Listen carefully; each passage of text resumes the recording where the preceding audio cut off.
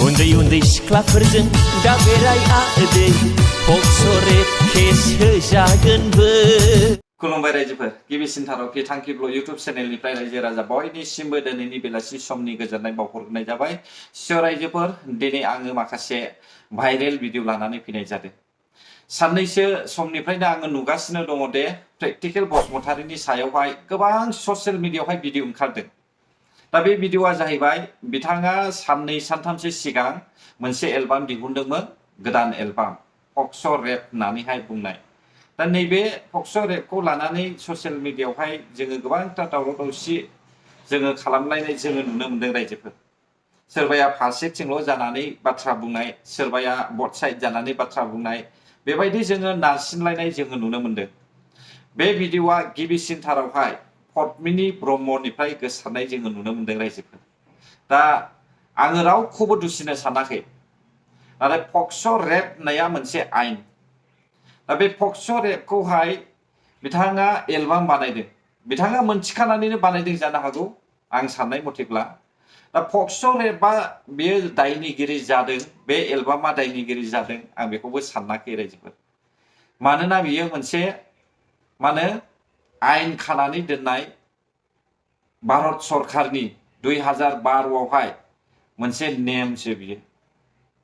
जाय सुबुङा 18 बोसोरनि खम बैसोनि मानसिफोरखौहाय यानिकि आइजोफोरखौहाय जिनाहारि खालामो बा क्राइम खालामनानैहाय जिउ जोबजासे साजा होयो, बैसोर बायदि सुबुंनि थाखायसो बे पक्स' रेपआ। दा आंनि साननाया बेनो जे प्रेक्टिकेला अनलि खुगाजों सोदोबल' बाहायदों, बेयो एलबाम बानायदों आरो बे एलबामावहाय बियो उन्दै उन्दै गथ'साफोरखौहाय लानानै दाबेराय पक्स' रेप होजागोनबो होननानै बुंदों। दा पक्स' रेप होजागोनबो होननानै बुंनाय समावहाय जोंनि बर' रायजो राजाफ्रा उल्था बुजिनो नाङा। माने बिथाङा बोसोन होनाय बायदि जादों। जों बुंनो थाङोब्ला बेबायदि माब्लाबाबो दा खालाम, बेखौहाय बिथाङा बुंदों। आरो सिलाय लाग्राया सिलायजों थैयो, बेखौबो बिथाङा फोरमायदों। दा बिथाङा बुंनो साननाय मथेब्ला जोंखौहाय हुसियार होनाय बायदि जादों। आरो जों फारसेथिं बुंनो थाङोब्ला प्रेक्टिकेल बसुमतारीया प्रेक्टिकेलि बिथाङा क्राइम खालामाखै, सोदोबसो बियो। सोदोब बाहायनायावहाय एलबामावहाय बिथाङा सोदोब बाहायदों, बेवहाय एसेबां दायनिगिरि जागोन होननानैहाय आं सानाखै। आरो फारसेथिं जोङो पद्मिनी ब्रह्मनि भिडिअखौहाय जोङो खोनासङोब्ला नोंथांमोनाबो खोनासंग्रोदो गिबियाव। बयनिसिमबो खुलुमनायखौ बावहरग्रोनानै लानाय जाबाय। बयबो आंनो मोनसे भिडिअनि लिंक हरदों मैयानिफ्रायनो। दिनै आं बेखौ जेब्ला खेवनानै नायदों अब्लाना आं नुदों जे पक्स' रेप बेबायदि मोनसे टाइटेलनि भिडिअ ओंखारदों। फार्स्ट अफ अल थ' पक्स'आ माबे बिनि सायाव जोंहा मिथिनांगौ गोबां दङ। जों जेब्ला भिडिअ बानायो बे भिडिअखौ जोङो बयबो नेनानै थायो भिडिअनि थाखाय, नाथाय बे भिडिअआ एसे इनफर्मेटिभ जायोबा जोङो बयबो मोजां मोनो। मैया आं जेब्ला बेखौ मोजाङै नायदों, आं दिनै फुङावबो नायदों।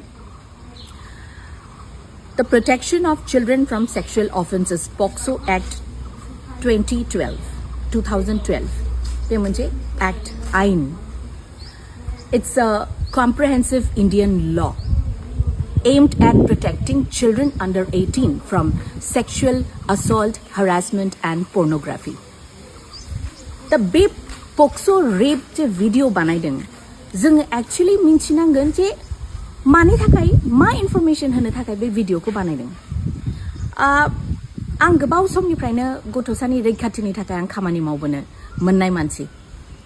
गुबुन गुबुन NGOsजों आङो जड़ित जानानै आङो गथ'फोरनि थाखाय मावबोनो मोनदों।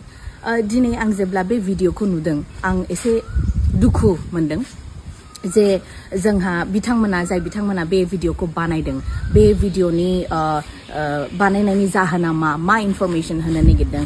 आं जेब्ला नुदों भिडिअखौ, आं जेब्ला खोनासंदों, बाव आं नुदों जे हिन्जावसाफोरजों बेरायनाङा, पक्स' एक्ट होजागोनबो।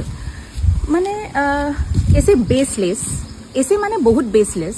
आरो बेखौ जाय बिथांमोना बानायदों आङो बिथांमोनखौ खावलायो बेखौ एकदम बन्द खालामनांगौ आरो एसे मोजां इनफरमेटिभ भिडिअ बानायथों जों बाख्नायो बयबो भिडिअ बानायो बयबो कन्टेन्ट बानायो नाथाय बे कन्टेन्ट माखासेफ्रा एसे इनफरमेटिभ जायोबा जोङो बयबो मोजां मोनो ओंखायनो आङो खावलायो जाय बिथांमोना बेखौ बानायदों बिथांमोना जाहाथे बेखौ एसे बिजिरनानै होथों जे मा हिसाबै बे पक्स' रेप भिडिअखौ बानायदों आरो एसे बुंथिना होथों जों रायजो राजा बिथांमोनखौ बुजायना होथों जे मानि थाखाय बे भिडिअखौ बानायदों होननानै गोजोन्थों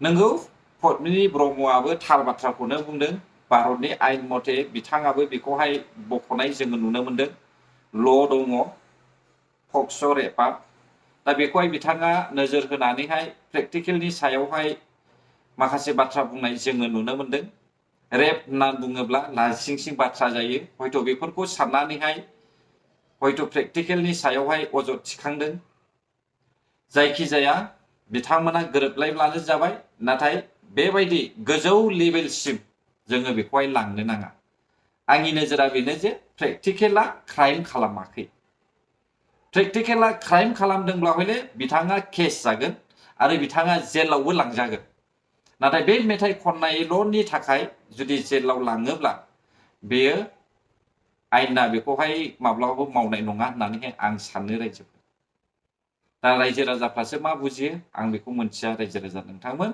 नाथाय आंनि साननाया बेनो जे भारताव आयेन खानानै दोनदों 2012 मायथाइयावहाय उन्दै बैसोनि हिनजावसाखौहाय जिनाहारि खालामोब्ला स्टेप बाय स्टेप बियो जेलाव जागोन नोंथाङा 10 बोसोरबो जेलाव जानो हागौ 20 बोसोरबो जेल जानो हागौ फासिबो होजानो हागौ आरो जिउ जोबजासेबो साजा होजानो हागौ नैबे आयेनखौहाय भारतआ बानायनानै दोनदों बेखौनो बुङो जाहैबाय पक्स' रेप मिथिबायना रायजो राजा नोंथांमोन आरो जुदि नोंथांमोना नंखाय नंदोंब्ला गुगोल सार्च खालामनानै नायब्लानो जाबाय गोजोन्थों आंनि बुंनायाव जुदि गोरोन्थि मोनदोंब्ला पद्मिनी ब्रह्म आरो प्रेक्टिकेल बसुमतारी नोंथांमोना आंखौ निमाहा होब्लानो जाबाय बर' हारि जै जाथों जै बर' हारिनि